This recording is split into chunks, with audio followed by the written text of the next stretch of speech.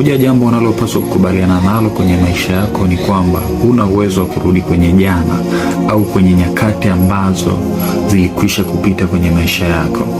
Inawezekana zilikuwa ni nyakati za kuumiza, ni nyakati zilizobeba mambo magumu ambayo usingependa yatokee kwenye maisha yako, lakini ukweli ni kwamba huna uwezo wa kurudi kwenye hizo nyakati. Na unachopaswa kufanya sasa, unapogundua kwamba hauna uwezo wa kurudi kwenye zile nyakati, hauna uwezo wa kurudi kwenda kurekebisha yale ambayo yalikwisha kutokea, jambo la msingi unalopaswa kufanya ni hili. Biblia inasema katika Isaya sura ile ya 43 mstari wa 18 na 19, msiyakumbuke mambo ya zamani, mambo ya kwanza, wala msiyatafakari mambo ya zamani. Tazama, nitatenda neno jipya sasa, litachipuka. Je, hamtalijua sasa?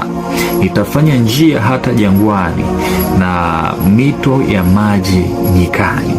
Kwa hiyo Mungu anapotaka kukufanyia jambo jipya kwenye maisha yako, anahitaji cha kwanza uache kuyakumbuka mambo ya zamani. Lakini si tu kuyakumbuka.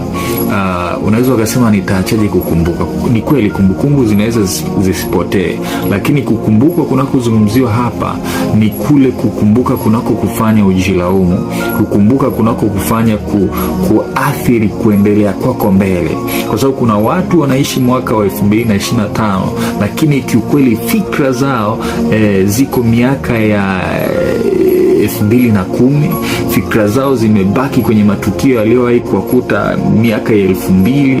Fikra zao zimebaki kwenye miaka ile ya nyuma kabisa, inawezekana miaka 1900 na lakini yuko anaishi 2025, kimwili anaishi 2020, lakini kifikra amebaki kwenye yale maumivu au kwenye yale matukio ambayo yaliwahi kumkuta kwenye miaka kadhaa ya nyuma. Ni kweli inawezekana uliwahi kukutana na vitendo vya kuumiza, uliwahi kufeli kwenye vitu fulani fulani ambavyo sasa hivi inawezekana ndo umebaki kwenye hizo lawama kwamba fulani asingeweza kunitendea hivi, mimi ningekuwa pale, mwalimu fulani asingekuwa ananitesa mimi, kwa kweli inawezekana ningesoma sana, ningekuwa kwenye kiwango fulani cha no. Huna uwezo wa kurudi. Biblia inasema kama unahitaji mambo mema, mianzo mipya kwenye maisha yako, ni lazima ukubali kwamba huna uwezo wa kurudi kwenye jana yako inayoumiza.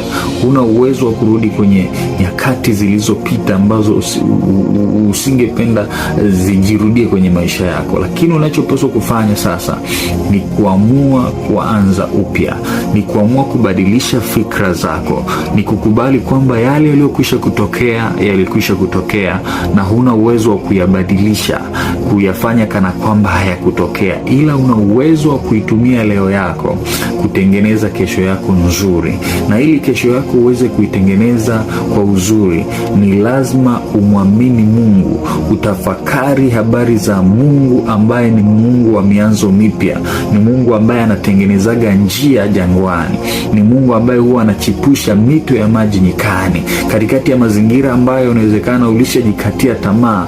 Lakini Mungu anasema katika neno lake, anasema msiyakumbuke, msiyatafakari mambo ya kwanza, mambo ya zamani, mambo ambayo yamekwisha kupita. Ukishafanikiwa kwenye kiwango hicho, anasema kazi yangu mimi sasa ni kuchipusha, ni kufanya jambo jipya, ni kufanya jambo jipya, ni kufanya neno jipya, ni kuleta jambo jipya. Anasema analichipusha jambo jipya kwenye maisha yako.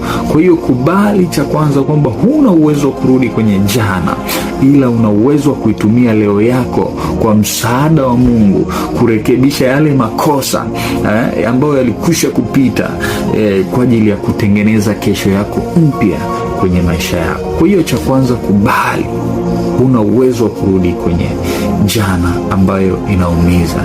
Inawezekana jana imebeba mambo mabaya, imebeba kumbukumbu mbaya, uliwahi kunyanyaswa kwa namna moja ama nyingine, uliwahi kuteswa, kutendewa vitendo fulani vya kikatili. Huna uwezo wa kurudi huko. Unayo leo ambayo unaweza kuitumia kwa ajili ya kutengeneza kesho nzuri yenye utukufu kwenye maisha yako. Acha kuishi kwenye jana.